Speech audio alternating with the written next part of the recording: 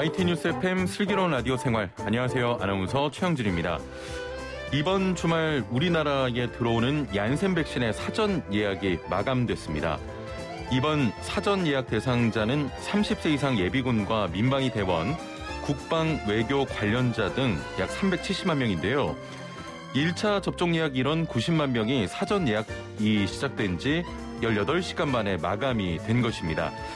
다른 코로나 백신과 달리 한 번만 맞으면 일상으로 돌아갈 수 있다는 기대감에 예약 초반부터 많은 사람, 특히 젊은이들이 몰린 것으로 보이는데요. 실제로 제 주위에도 백신 예약에 성공했다는 지인들이 굉장히 많았습니다. 이제 마스크 벗고 싶다, 백신 맞고 마음 편히 놀러 가고 싶다, 절로 애국심이 솟는다 등등 인터넷에서도 백신 예약 성공 인증샷이 올라오기도 했습니다. 자, 미국도 백악관 직원들이 다음 달 사무실로 복귀한다고 하고요. 이스라엘은 방역 조치를 전면 해제했다고 합니다. 자, 우리도 7월부터 백신을 한 번이라도 맞은 사람은 야외에서 노마스크 활동이 가능하다고 하죠. 일상으로의 회복 진짜 머지않아 보입니다. 제가 몇 번이고 다 왔다 말씀드렸는데 이제 진짜로 다 와가는 것 같습니다. 저도 민방위 대원이라서 관심이 컸지만 예약에 실패했습니다. 똥손인 것 같습니다. 자, 오늘 1부는 슬기로운 자취생활 준비되어 있는데요. 내가 사는 아파트를 공공기관에서 관리한다면 어떨까요? 주민들의 편의를 위해서 공공주택도 공공관리 제도가 추진되고 있는데요. 관련 내용 알아보고요. 2부는 자동차 상담 준비되어 있습니다.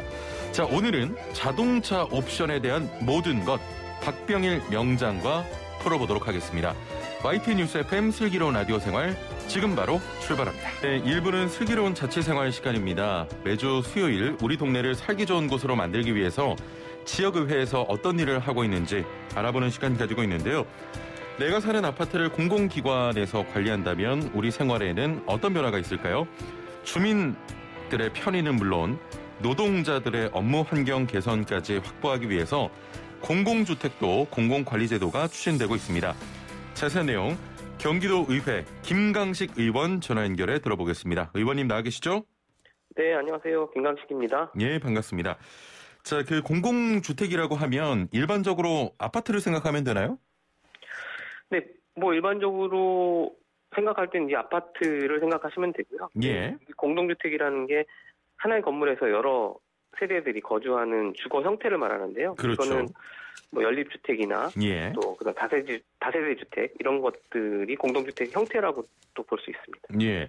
자, 그러면 경기도 공동주택 공공관리제도는 이런 아파트 단지 등에 대한 관리를 공공에서 좀 맡아서 진행하자 이런 내용인가요? 네. 이 부분들은 현재는 예. 법적으로 보면 아파트 관리는 이제 공동주택법에 따라서 자치관리와 위탁관리로만 할 수가 있어요. 예.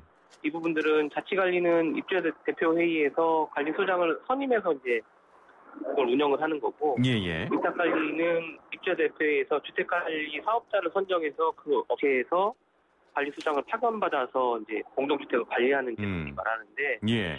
이 부분들에 대한 것들이 좀 이제 장단점이 있긴 하지만 예. 기존의 방식 속에서 이제 이 여러 가지 문제점들이 좀 있는 것들이 있습니다. 그래서 이분들을 공공에서 지방자치단체에 신청을 하면 주민들의 동의하에 그러면 공공에서 관리소장을 파견해서 이 부분들을 공공성과 좀 독립적인 관리 업무의 그 기능을 좀 보장해주면서 공동주택을 관리해보자. 라는 그런 제도입니다. 지금 그 말씀하신 거 들어보면 그래도 뭔가가 문제점이 있으니까 이제 공공 관리 제도를 이제 도입하자 이런 말씀 같은데. 네네. 아파트도 그렇고 그 대부분 이미 관리사무소나 주민위원회 등 운영을 담당하는 곳이 있잖아요. 네네. 왜 그렇죠. 공공에서 맡아서 하자고 하시는 겁니까?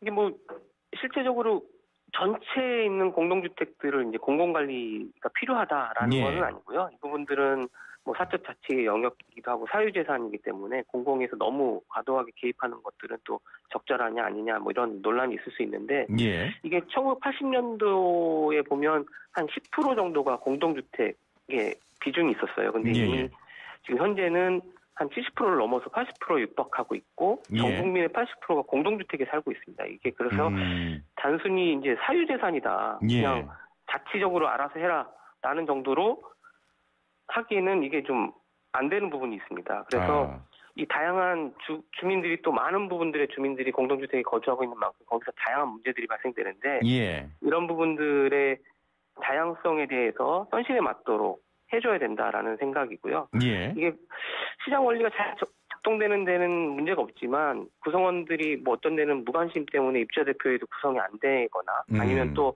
어떤 데는 또 너무 관심들이 많다 보니까 주민들 간의 갈등이나 또 관리비의 비리 문제나 여러 가지 문제들이 또 발생되는데 이게 지금 현재 그 취약한 관리소장을 두는 제도로서는 예. 해결이 어렵거든요. 아하. 그래서 이 부분들이 공공에서 주민들의 동의를 얻어서 예. 좀 독립성과 책임성, 공공성을 좀 보장하는 상태에서 이런 제도들이 필요하다. 왜냐하면 지금 공동주택들의 자산 가치가 한 4천조를 넘어서고 있거든요. 예. 그리고 1년에 23조 원에 달하는 관리비를 부과하고 있는데 이게 과연 투명하게, 공정하게 부과되고 관리되고 있느냐, 우리의 이 자산들이 전문성 있게 관리되고 있느냐라는 것들에 항상 문제가 있다라는 것들이 발생되고 거기에 해소되기 위한 하나의 방안으로 좀 그런 부분들을 좀 필요하지 않나라는 필요성을 좀 검토하게 된 부분입니다. 예. 저 신뢰가 될 수 있겠습니다만 네네. 말씀도 잘하시고 목소리가 굉장히 어려 보이세요. 맞아요. 예. 제가 더 늙어 보입니다, 목소리. 아닙니다. 목소리 정말 좋으시네요. 그래요? 감사합니다. 예. 저 구체적으로 공동주택 관리에서 일어나는 문제점 어떤 게 있습니까? 아까 좀 말씀드렸다시피 이제 공동주택 관리는 크게 입주자 대표 회의, 그다음에 관리 주체라고 말하는 위탁관리 업체가 큰 축을 갖고 있는데 그 두 축 사이에서 관리소장이라는 게 존재합니다. 그렇죠. 이 관리소장은 뭐 자치 관리를 한다 그러면 입주자 대표회에서 선임을 하게 되고 위탁 관리를 하게 되면 이제 위탁 관리 업체에서 이제 파견을 보내는 상황이거든요. 그러면 근데 실질적인 업무들은 관리소장들이 대부분을 하게 되는데 이 부분들이 인사권들이 입주자 대표회의와 위탁관리 업체에서 행사를 하다 보니까 이 관리소장들은 좀 독립적으로 공공적으로 이 부분들을 상호 견제하고 이런 업무를 추진해야 되는데 이게 사실 어려운 구조죠. 그러다 보니까 또 이 입주민들은 이 관리소장의 경력이나 뭐 자질이나 또 이런 것들을 평판이나 이런 걸 확인할 수 있는 길도 사실 전무하거든요. 그러다 보니까 이게 과연 전문성을 지니고 있는 관리소장에 대한 부분들이 구조적으로 부당 간섭을 받을 수 있는 구조가 되어 있어요. 그래서 감사원에서 나온 자료들을 좀 확인하니까 거기엔 이렇게 나와 있더라고요.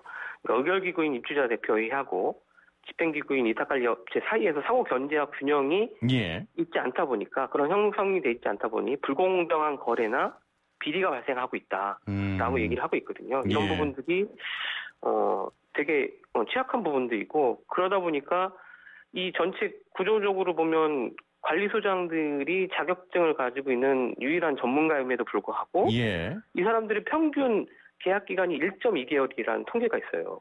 얼마나 이제 수시로 바뀌고 그러다 보면 얼마나 관심 있게 심도 있게 이게 관리가 이루어질까. 4천조에 육박하는 우리의 자산들을 정말 책임성 있게 누가 이걸 관리하고 있을까.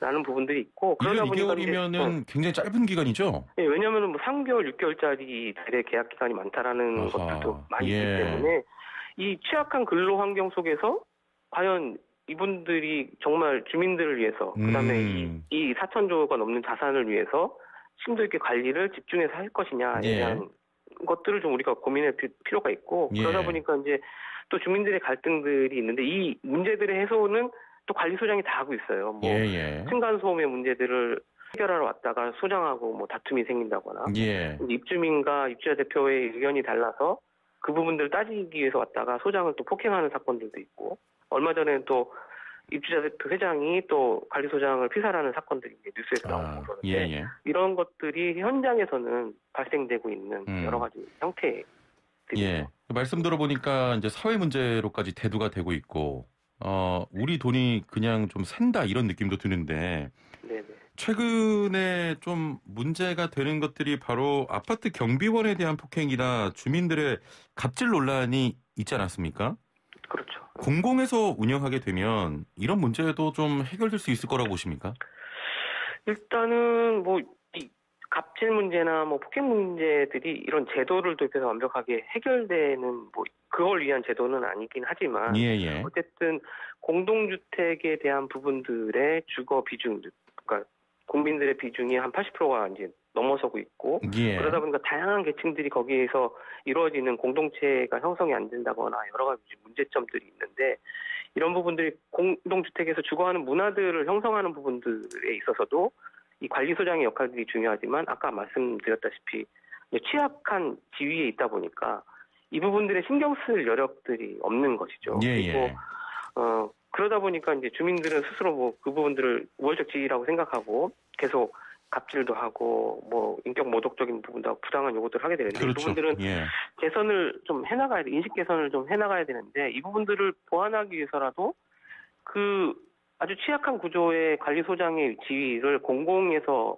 이 부분들을 보장해주고 소장들은 이 부분들을 평가받고 그 공동체 형성이나 관리비 문제나 이런 것들을 평가받고 그 근무 기간들에 대한 것들 보장이 된다면 지금 마음대로 말할 수 없는 이런 부분들 속에서도 충분히 대응하고 답변하고 정확하게 진행될 수 있다고 생각되고요. 그렇게 해서 환경 개선이나 근무 환경들이 개선이 되면 책임감 있게 그 관리 업무에만 집중하면 되거든요. 그리고 현재는 주택관리 업체, 위탁 업체에서 갖고 있는 사업자 간의 계약 관계들 속에서 그 청소 용역자들이나 아니면 경비원들에 대한 문제들이 발생되고 있는데 거기서 근로 환경이 취약하거든요. 예, 맞습니다. 이 부분들을 관리소장이 공공에서 들어가서 확인된 부분이 책임감 있게 이 부분도 관리를 어떻게 할 것이냐에 대한 것들도 평가하게 된다면 이 부분들의 환경 개선 또한 영향을 줄 수 있다라고 생각을 하고는 있습니다. 자, 그럼 궁금한 게 현재 공공에서 관리하는 곳이 있습니까? 현재 이 제도는 뭐 아까 말씀드렸다시피 법에는 두 가지 제도가 있는데 이 부분들이 실제 도입된 것보다 이제 시범적인 사례로 서울시에서 2016년도에 이제 공공위탁 관리 시범 사업을 좀 진행했었거든요. 이게 뭐 관리 비리라든지 그다음에 불투명한 관리 뭐 이런 문제들 때문에 주민들의 갈등이 되게 심각하게 오랫동안 발생된 부분들에 대해서 주민들의 또 신청을 받아서 그런 단지를 선정하고 주민들의 동의를 받아서 이제 서울주택공사에서 관리소장을 이제 파견하고 그 부분을 정상화를 추진했던 것들을 시범 사업으로 좀 진행했었고 그 부분들을 이제 2019년도에도 이제 좀 약간의 공공 지원 뭐 시범 사업이라고 해가지고 그런 제도적인 부분들의 도입과 시도들은 좀 있는 상태이고요. 그렇기 때문에 아직 공공관리제도라는 게 법적으로 이런 부분이 완벽하게 구성되어 있지 않고 운영에 대한 부분들이 좀 아직 미흡한 부분이 있어서 이런 부분들에 대한 토론을 좀 제가 이제 시작을 하게 된 거고요. 이 부분들을 앞으로 연구하면서 제도 개선하고 법적인 부분들의 보완들이나 추가적인 부분들도 검토해야 되는 부분들이 이제 현실적인 부분은 그런 부분들이 이제 법적으로 아직은 인정되지 않은 상황이고 시범적으로 운영을 하고 있는데 자, 그러면 공공관리 이후에 좀 어떤 점들이 변화되고 주민들이 어떤 걸 얻을 수 있을까요?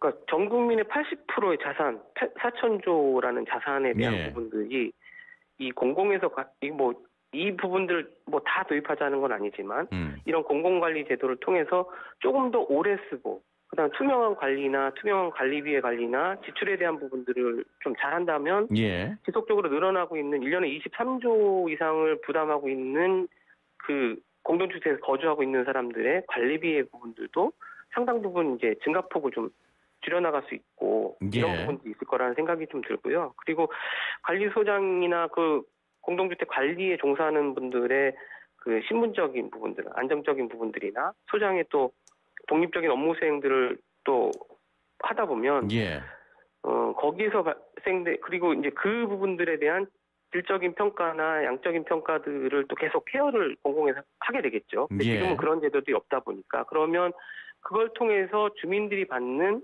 주거 문화에 대한 서비스들이 이제 개선이 될 것이고 그다음에 위탁관리사는 지금 뭐 계속 나오는 얘기들은 위탁 수수료는 받아가는데 실질적으로 관리소장이 하지 위탁관리사는 뭐 하고 있는지 잘 모르겠다라는 불만들이 되게 많은데 이 부분들도 또 하나의 제도가 생기면서 현재는 자치관리가 10%, 그다음에 위탁관리가 90%에 육박해서 아주 독점적으로 하고 있는데 이 위탁 공공관리제도가 도입되면 선택이 이루어질 거고 그러면서 그 안에서도 그 필요한 부분에 맞춰서 그리고 경쟁적으로 이 부분들을 서로 경쟁하게 되니까 서비스의 질들이나 그 부분들의 개선들은 지금보다는 훨씬 더 좋은 양질의 서비스를 받게 될 수 있고 관리에 대한 부분들도 안전적으로 전문적으로 좀 관리를 받을 수 있는 것들이 형성될 수 있다라는 생각을 합니다. 알겠습니다. 그 주민들의 편의는 물론이고 노동자들의 업무 환경 개선을 위해서 앞으로도 열심히 또 일해 주시길 바라겠습니다.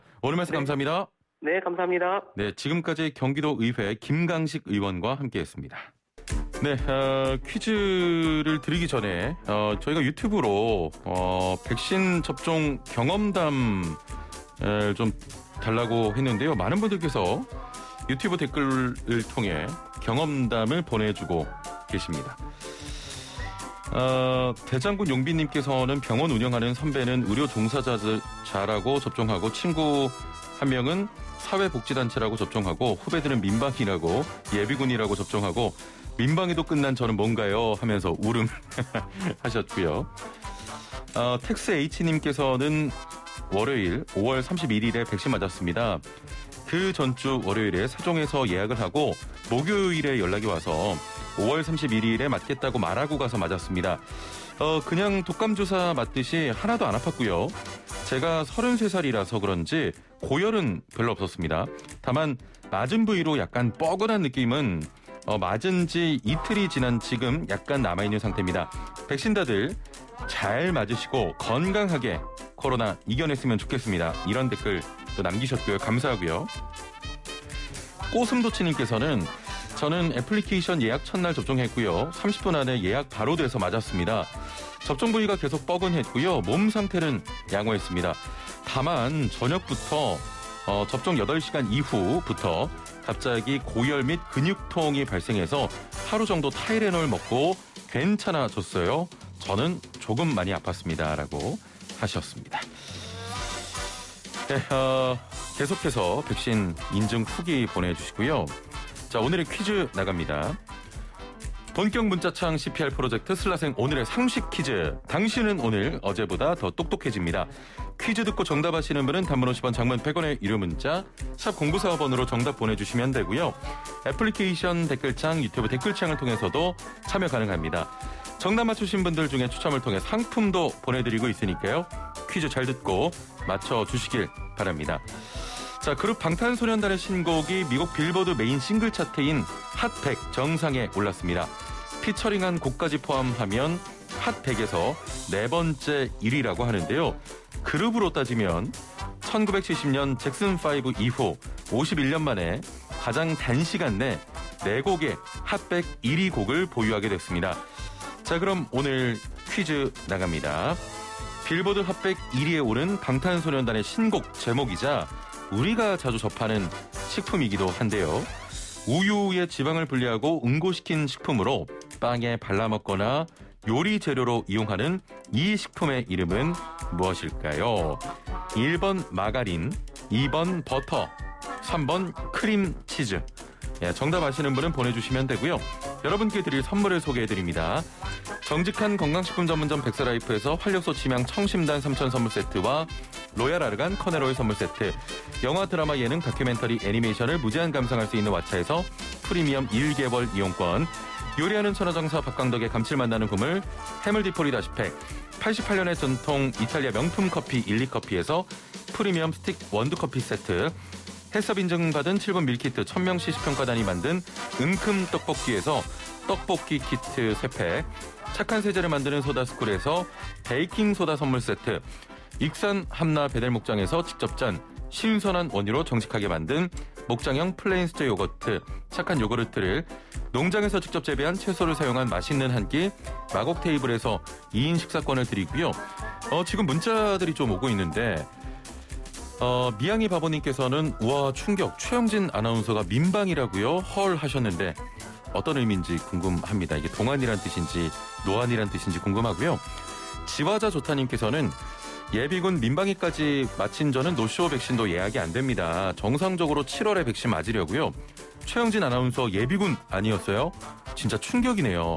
예, 저를 동안으로 보십니다만 예비군은 끝난 지가 오래됐고요. 예, 지금 민방위도 어느덧 많이 흘렀습니다. 자, 퀴즈 여러분의 참여를 기다리겠습니다. 네, 슬기로운 생활을 위한 생활백서, 오늘은 서울시 소식입니다. 예상하지 못했던 안전사고나 자연재해로 피해를 입은 시민에게 서울시가 최대 1,000만 원을 지급한다고 합니다. 시민안전보험 제도인데요. 자세한 내용 서울시 안전지원과의 조용상 안전제도 팀장 연결해 들어보겠습니다. 팀장님 나와 계시죠? 네, 안녕하세요. 예. 자, 시민안전보험 설명부터 좀 부탁드리겠습니다. 네, 일상생활에서 발생할 수 있는 각종 재난과 사고로부터 피해를 입은 시민들에게 생활 안정을 지원하는 제도입니다. 예. 서울시에서는 보험료를 부담하고 시민들께서는 보장 항목에 해당하는 피해를 입은 경우 보험기관을 통해 최대 1,000만 원의 보험금을 타실 수 있는 제도입니다. 예, 1,000만 원의 보험금을 받을 수 있는 제도고요. 네. 시민들이 보험 혜택을 받으려면 개별적으로 가입을 해야 됩니까? 서울시에서 보험을 가입할 때 예. 보험 혜택 대상을 서울시에 주민등록이 된 모든 시민을 대상으로 했기 때문에 예. 시민들께서는 별도의 가입 절차 없이 자동으로 보험에 가입됩니다. 예.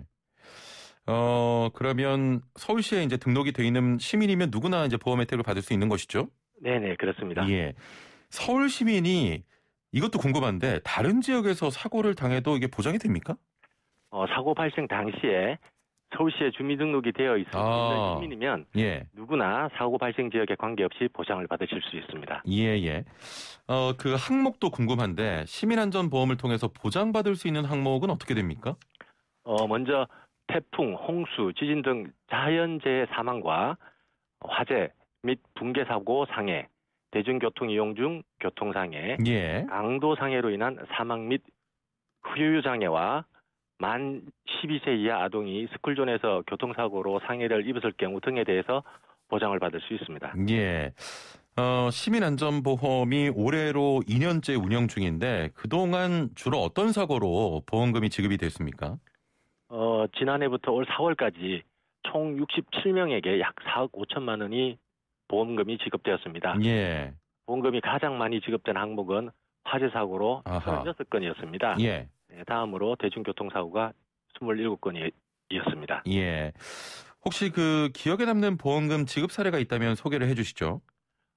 주요 사례라기보다는 이런 것도 보험금을 탈 수 있구나 하는 사례를 소개해드리겠습니다. 예. 대중교통사고의 경우 대중교통을 타고 있을 때 발생한 사고라고 생각할 수 있는데요. 예. 승하차 과정이나 승강장 내에서 대중교통을 기다리던 중 일어난 사고도 보장 대상입니다. 예. 실제로 승하차 과정에서 넘어지거나 하는 사고에 대해서도 보험금을 지급된 사례가 있습니다. 특히 지하철 환승 통로 이동 중에 경사로에서 넘어지는 사고에도 보험금이 지급된 사례가 있었습니다. 예. 보험금은 그러면 어떻게 좀 받을 수가 있나요? 보험금 청구 사유가 발생하면 피해자 또는 법정 상속인이 예. 보험사에 보험금을 청구해야 되는데요. 특별한 사유가 없으면 청구서 접수일로부터 한 3일 내에 보험금이 청구됩니다. 예. 보험금 청구는 사고일로부터 3년 이내에 할 수 있는데요. 예. 작년에 보장 항목에 해당하는 사고를 당하셨는데 모르고 지나가신 분이 계시다면 지금이라도 보험금 신청이 가능하다는 말씀을 드립니다. 3년인 거죠? 3년? 네네, 그렇습니다. 예. 자, 그러면 혹시 자세한 내용은 어디서 들을 수가 있나요? 올해 보험 계약한 업체가 예. 보험회사가 NH 농업보험 농협 손해보험인데요. 예. 농협 손해보험 콜센터 1644-9666으로 전화를 하셔서 안내를 받으실 수 있습니다. 예, 알겠습니다. 자, 제도가 또 서울 시민에게 큰 도움이 됐으면 좋겠습니다. 오늘 말씀 감사합니다. 네네, 감사합니다. 네, 지금까지 서울시 안전지원과의 조용상 안전제도 팀장과 함께했습니다. 네, 1부는 여기서 마치고요. 오늘은 제가 힌트 드리면서 1부 맺겠습니다. 57분 날씨와 교통정보 듣고 이따 봬요.